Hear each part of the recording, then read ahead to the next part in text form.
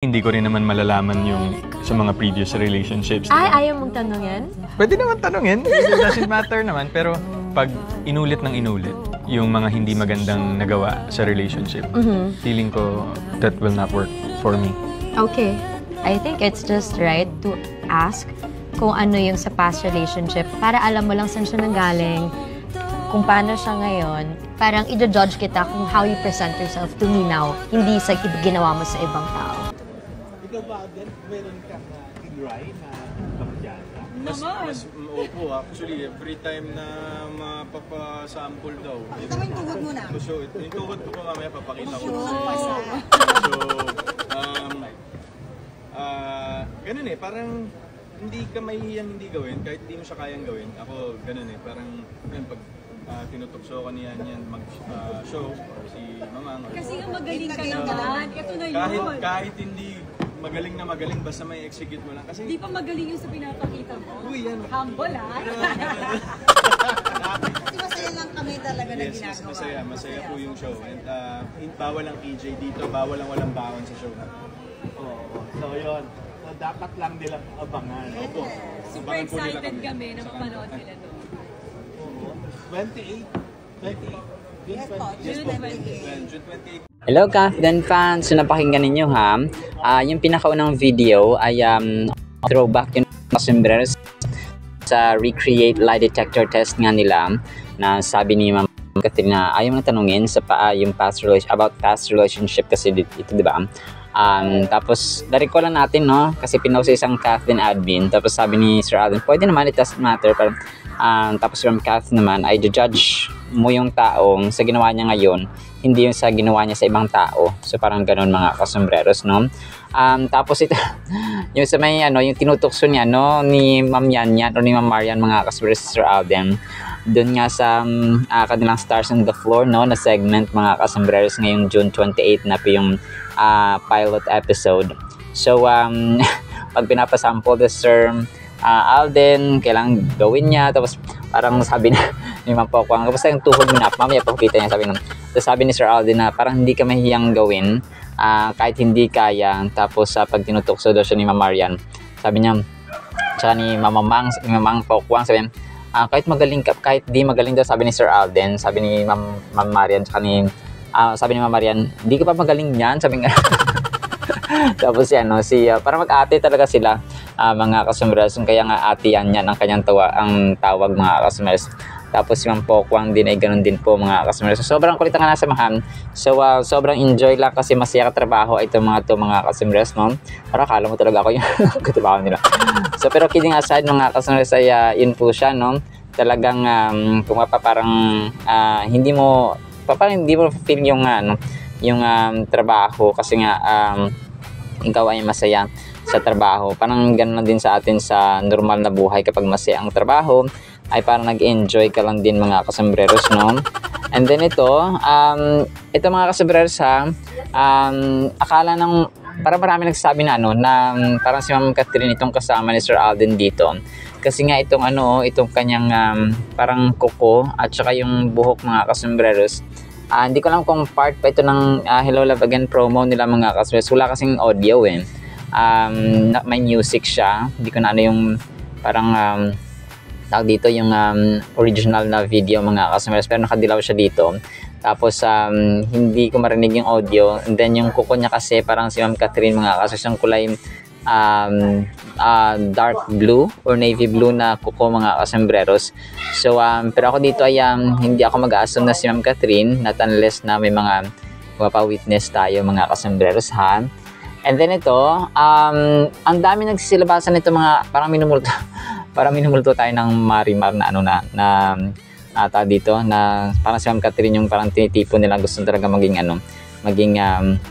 ang Kath din no ang sinaseryo at saka si Ma'am Catherine mga kasombreros si Marimar. So pero wala pa tayong clue kasi ngayon nga ay baka busy si Ma'am Catherine sa shoot niya na sa Elena 1944. Abang-abang tayo sa update mga kasi sobrang bagay. Siguro kapag itong dalawang tong naging sa teleserye, siguro talagang yung Encantadia, yung kay Coco Martin, no, Batang Quiapo, talagang siguro mapapataob ang ratings mga kasombrero. Sisira na naman ito ng mga record mga kasombrero sa TV programs kasi yung Hello Love Again ay sa movies mga kasombreros. Pero ngayon ay sa TV naman mga kasombreros. Iba kasi yung movies tsaka sa TV. So yun po mga kasombreros. Pasensya na po kayo sa ingay kasi may sa barangay. Merong okasyon mga kasombreros. And then ito, si Sir Alden, pinagkaguluhan pala siya dun sa sa 98 degrees. Ngayon lang kasi in-upload kumuha ng video mga kasombreros. Tapos yung parang caption dun sa post mga kasombreros ay yung si Sir Alden pa ang pinagkaguluhan, parang hindi siyang pa ang performer, pero siya pa ang pinagkaguluhan mga kasombreros. So kung show niya to, talagang dudumugin na naman mga kasombreros.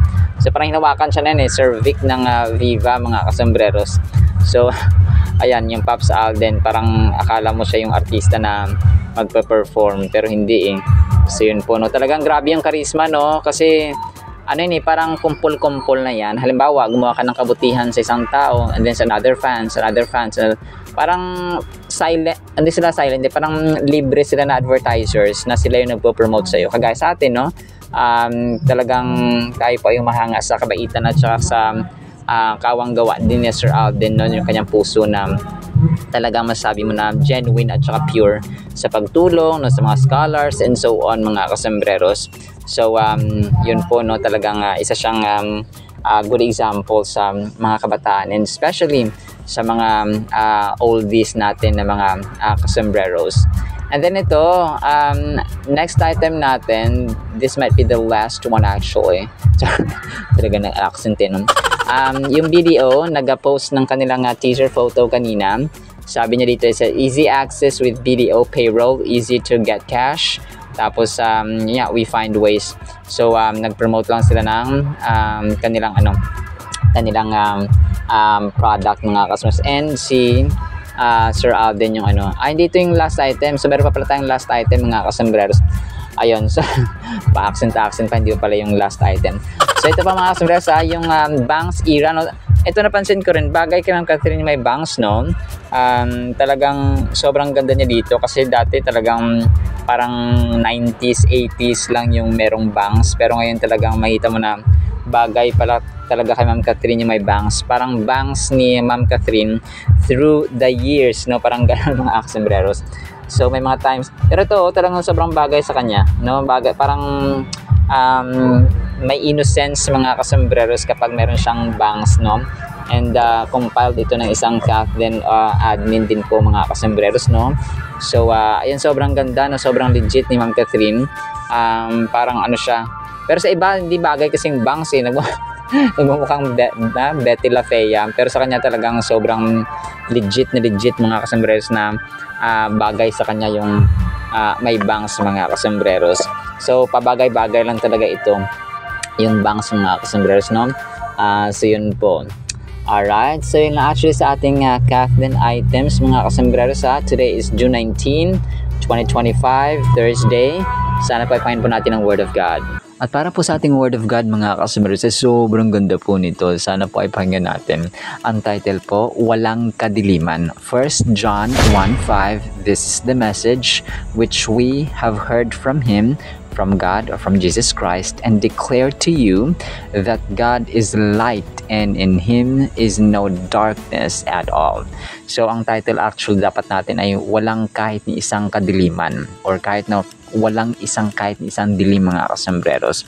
So pero shortcut ko na lang po, So ang verse na ito mga kasombreros ay isang reminder sa atin yung yung characteristics ni God mga kasombreros by light and purity. So sa kanya walang evil kahit isa, walang kahit isang kadiliman mga kasombreros. So kasi ang maraming mga tao namumuhay sila sa dualism. So ang dualism po ay iniisip nila na ang Diyos ay parehong masama at parehong mabuti. Kapag may nangyayaring masama sa kanila, may trahedya for example, may trials for example, may challenges for example na kinakaharap, isipin nila na ang Diyos ay masama. Okay? Tapos kapag may kabutihan naman or success na natatamo ay sasabihin nila na ang Diyos ay mabuti. Mali po. Wala siyang kasamaan, walang kasamaan sa kanya kahit na isang kuting mga kasembreros, kahit na isang kusing mga kasembreros, at walang kadiliman sa kanya kahit na isang kumaga pa shadow mga kasembreros or dilim or sa Bisaya ay ngit-ngit. So in 1 John chapter 1, ang eksena dito ay nasa city sila ng Ephesus mga kasembreros, and sinulat ito ni Apostle John. Si Apostle John, sa mga hindi po nakakilala, isa sa mga apostoles din ni Jesus Christ mga kasembreros, isa sa 12 disciples of Jesus Christ. Tapos si John na ito na sumulat ng 1 John, tapos 2 John, and then 3rd book of John, siya rin ang sumulat ng John sa Gospels. Na diba meron tayong 4 na Gospels, Matthew, Mark, Luke, and John. So siya rin yun mga kasunod. And then si Apostle John na ito ay ang sumulat din ng Book of Revelation, yung pinakahuli. Kasi ang nangyari dito ay di ba pinagpapatay ng mga Romano ang mga apostoles, pero si Apostle John ay parang pinatay sana siya dun sa nang pinatay siya ay binuhusan siya ng kumukulong mantika, pero nakasurvive siya kasi will ng Panginoon yung mga kasmeres. Ngunit nung nabuhay siya ay kinulong siya doon sa island of Patmos mga kasembreros. So habang nakakulong siya, doon pinakita ng Diyos yung Book of Revelation or yung mangyayari sa hinarap. That is why He wrote the Book of Revelation. So hindi pala pinakita ang Book of Revelation, kundi siya ang sumulat ng Book of Revelation while Jesus Christ was showing to him what is going to take place in the near future mga kasembreros, sa end of the world. So among those gathered are John the Beloved, sabi nga the beloved disciple of Jesus, who is now an elderly man with a gentle demeanor and a twinkle in his eye as he shares his wisdom with the group. So matanda na siya mga kasembreros. So kasama niya rin doon yung mga Christians na pumunta para makinig doon sa sasabihin ni Apostle John mga kasembreros. And the importance, yung topic niya sa chapter nga na ito ay yung kahalagahan ng paglalakad at pamumuhay natin sa liwanag ng Diyos at katotohanan. So they have all come together out of deep desire to grow in their faith and understanding of the teachings of Jesus. Sana lahat po I pray na lahat po ng nakikinig ay nakikinig hanggang sa puntong ito, hindi lamang po sa Kathden mga kasembreros, kasi mas mahalaga ang ingredient na ito mga kasembreros. And as Jesus or as John begins to speak, his words resonate with authority and love, drawing in the listeners of filling the room with a sense of peace and unity. So kasi kaya siya tinawag na John the Beloved din, ay siya lamang yung parang natirang disciple nung nawala na lahat kasi pinako na si Jesus Christ. Parang nagkawatak-watak yung disciples at that time. So only John the Beloved was near kay Jesus Christ mga kasus. Actually sa paanan ni Jesus Christ mga kasus hanggang sa mawalan siya ng mamatay siya mga kasembreros. So kung kaya siya tinawag na John the Beloved, kasi malapit siya sa actually this is also might be one of the reasons kung bakit sa kanya pinakita ang end of the world or pinasulat yung Book of Revelation, because of his great love din sa kanyang master na si Jesus Christ mga kasembreros. Kasi di ba 12 sila pero ilan nang lumalapit doon, parang talagang close na close, kung kaya pero lahat sila bumawi, lahat ng disciples apart from Judas of course, ay bumawi mga kasembreros ng pag-share ng gospel, as Jesus is their master taught them to do so. So ang verse na ito ay powerful statement about the nature of God. So sino-showcase nito yung purity, yung holiness, yung pagiging dalisay at kabanalan ng ating Panginoon at ang kanyang pagiging makatarungan or makatwiran, nag-symbolize ng light mga kasembreros or ng liwanag, kung kaya wala talaga siyang kahit na isang kusing na kadiliman. Light is often used in the Bible to represent truth, goodness, and knowledge. So yun ang simbolismo ng ilaw mga kasembreros or light sa Holy Bible, katotohanan, kabutihan at knowledge.